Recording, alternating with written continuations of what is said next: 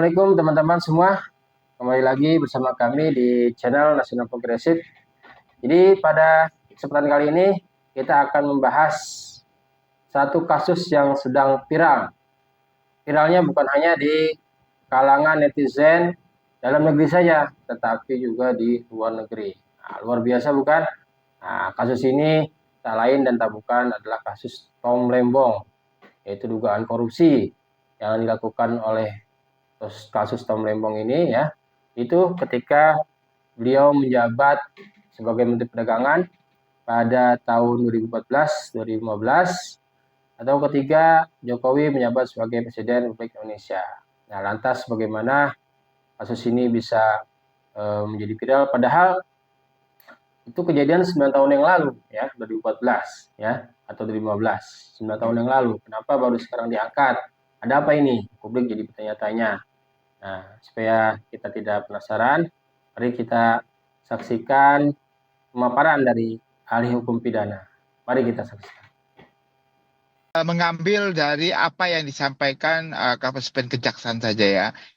Beliau mengatakan kalau pasal yang diduga itu adalah pasal 2 dan 3, di mana perbuatan melawan hukum yang yang rencananya nanti akan disangkakan kepada beliau itu adalah adanya kesalahan administratif ataupun kebijakan. Nah, kalau kita menganalisis secara benar ya, dalam konteks pasal 2 itu, kerugian negara itu yang diinginkan dalam pasal 2 itu bukan adalah onreh matekedat, bukan kesalahan maladministratif, bukan kesalahan kebijakan, dan bukan juga onreh mateh, kesalahan keperdataan, tetapi namanya Weatherly hate. Weatherly hate itu terkait dengan perbuatan melawan hukum dalam arti pidana. Nah, jadi kalau disampaikan ada orang menteri mengeluarkan suatu kebijakan di mana kebijakannya itu memiliki indikasi kerugian negara. Nah, indikasi kerugian negara itu dikarenakan kebijakan karena keperdataan kah atau karena kebijakan yang merupakan ranah hukum administratif. Nah, pasal 2 itu kalau dia tidak menguntungkan diri sendiri atau orang lain atau dia tidak mendapatkan keuntungan apapun, itu tidak masuk pidana. Apalagi kalau Tom Lembong. Kalau Tom Lembong, kalau dari penjelasannya itu, dia menyatakan ada kebijakan yang salah dalam pengimpor gula sehingga negara rugi. Nah, kebijakan yang diambil pada saat itu harusnya dikorektif dengan kebijakan administratif pada saat itu. 9 tahun yang lalu. Setahun, 2 tahun, 3 tahun, itu kan ada pemeriksaan. Pertanyaannya, kalau ada pemeriksaan, apa hasil pemeriksaan pada saat itu? Nah, itulah korektif. Bukan sekarang kebijakan itu dipidanakan. Jadi, saya terus terang, kalau orang menyangkut pasal 2 ini, suka salah. Ya, pasal 2, adanya kerugian negara pertama harus pasti. Namanya actual loss. Dicari dulu. Contoh, apa ruginya? Ada kerugian negara. Kerugian negara itu sudah pasti. Yang periksa BPKP, lalu disahkan oleh BPK. Setelah itu, maka itu nyata kerugian negaranya, baru ditanya, kerugian negara ini disebabkan karena apa? Perbuatan melawan hukum pidana kah? Perbuatan melawan hukum perdata kah? Perbuatan melawan hukum dalam administratif. Oke, Kalau Bang Nasir. bukan pidana, nggak bisa. Baru saja kita mendengarkan pemaparan atau pandangan dari ahli hukum pidana tadi, bahwa bisa kita simpulkan kejanggalan banyak terjadi dalam kasus Tom Lembong ini. Kejanggalan tersebut bukan hanya dirasakan oleh rakyat atau netizen ya, tapi juga dirasakan oleh para pejabat publik dan para tokoh nasional. Dan ketahuilah bahwa keadilan itu harus ditegakkan seadil-adilnya, bahwa keadilan itu harus ditegakkan di atas hukum itu harus ditegakkan di atas prinsip keadilan, bukan di atas prinsip pesanan atau kepentingan golongan. Bahwa penegakan hukum ini hendak emban, wahai para penegak hukum, Anda disumpah ya ketika menjabat di atas kitab suci bahwa mempunyai konsekuensi yang sangat tinggi dan bukan hal yang remeh. Gitu. Jadi ini mempunyai tanggung jawaban bahwa hukum itu harus ditegakkan Dan memang hukum ini ada di tangan Anda semua. Ketahuilah bahwa Allah Maha melihat, Allah Maha teliti, Allah Maha mengadili ketika nanti di hari pengadilan. Allah akan memintai pertanggungjawaban pada kita semua atas perbuatan-perbuatan yang kita kerjakan, baik yang baik maupun buruknya. Usaha dari Pak Tom Lembong sendiri itu melalui kuasa hukumnya, beliau mengajukan pra-peradilan melalui tim kuasa hukumnya. Mari kita saksikan. Baiklah, terima kasih kawan-kawan sekalian. Selamat siang semuanya. Hari ini kami sudah resmi mendaftarkan gugatan pra-peradilan terhadap kasusnya Pak Thomas Lembong. Tadi sudah didaftarkan kita dapat nomor 113. Ya, dan dalam proses nanti kita akan dipanggil sidang dan untuk melaksanakan persidangan. Nah, dalam proses pra-peradilan ini kami mengajukan beberapa hal yang poin pokoknya nanti disambung oleh Pak Zaid. Yang pertama adalah tentang kami mempermasalahkan penetapannya sebagai tersangka.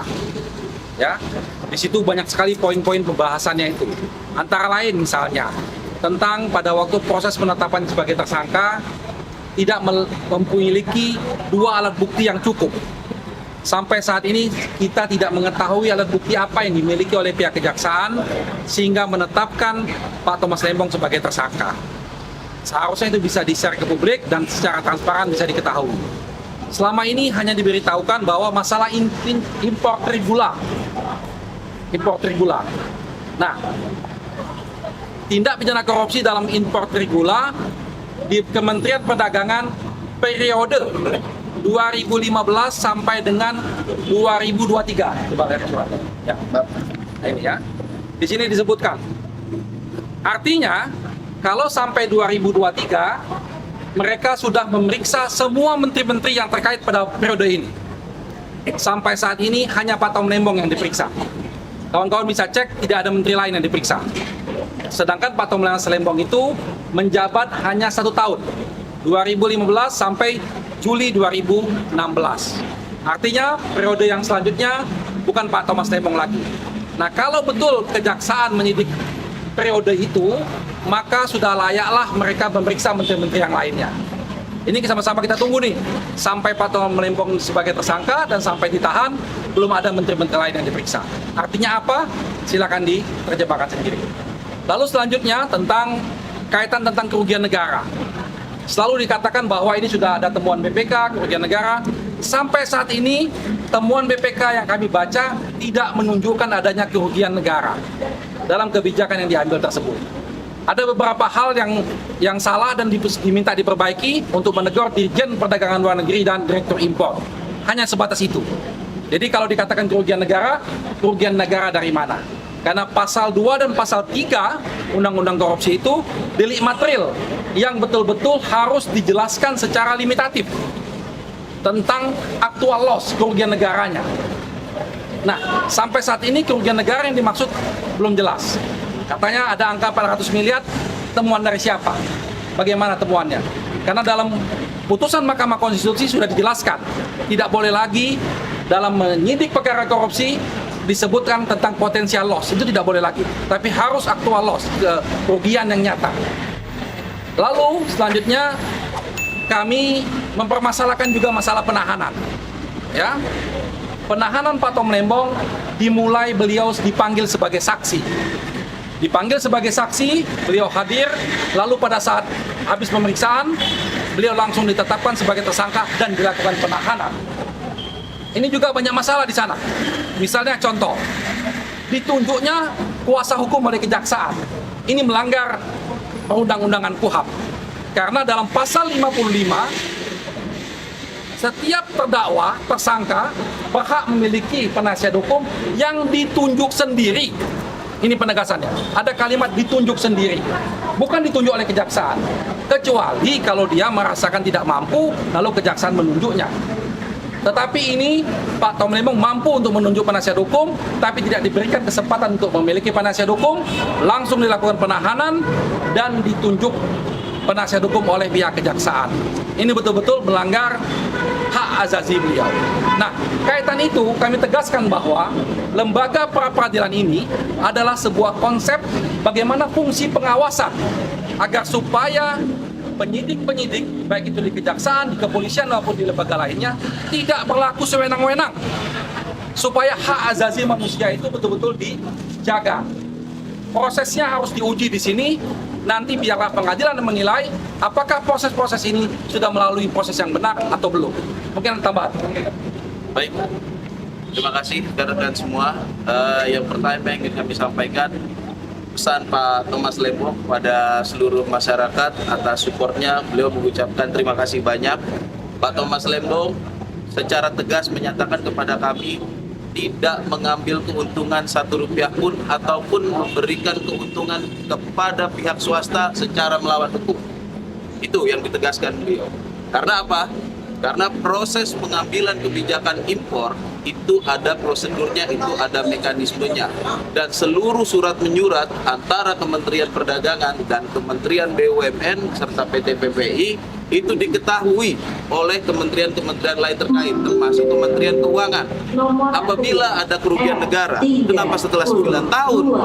Padahal surat itu diterima 9 tahun yang lalu ketika korespondensi itu dilakukan. Dan yang kedua, bahwa kebijakan impor itu untuk menangani dua hal. Satu, kekurangan stok. Dua, naiknya harga. Tidak bisa hanya bicara bahwasanya pada saat rapat koordinasi stok kita surplus. Kalau stok kita surplus tapi harga masih naik, nah ini juga harus diatasi dengan impor. Tapi nanti wilayah itu akan dijelaskan oleh ahli. Nanti kita dalam persidangan ini akan mengajukan ahli juga. Tentu itu akan menjadi kompetensi mereka. Yang terakhir, yang paling penting adalah apakah kebijakan Pak Tom Lembong selaku Menteri Perdagangan diambil secara pribadi? Tentu tidak. Itu adalah kebijakan menteri yang dikomunikasikan, dikoordinasikan dengan kementerian lain selaku kementerian, selaku menteri, bukan pribadi. Sedangkan subjek hukum dalam pidana itu adalah pribadi ataupun korporasi. Jadi, kalau kebijakan seorang menteri itu dipidana, siapa yang melakukan pidananya? Karena mekanisme pengambilan keputusan ada prosedur, ada rapatnya. Dalam konsep good corporate, good governance, itu harus tertib administrasi dan tertib organisasi. Artinya secara berjenjang, mekanisme prosedur itu ditempuh, secara administratif, mekanisme surat menyurat itu juga dilakukan. Nah, terakhir lagi saya tambahkan bahwa Pak Tom Lembong berkomitmen terhadap pemberantasan korupsi. Jika ingin dibuka dan ada kesalahan dalam proses pengadaan impor, mari kita buka, mari kita sampaikan kepada publik agar terang, agar tidak ada tebang pilih dalam proses penegakan hukum, khususnya dalam wilayah korupsi. Terima kasih.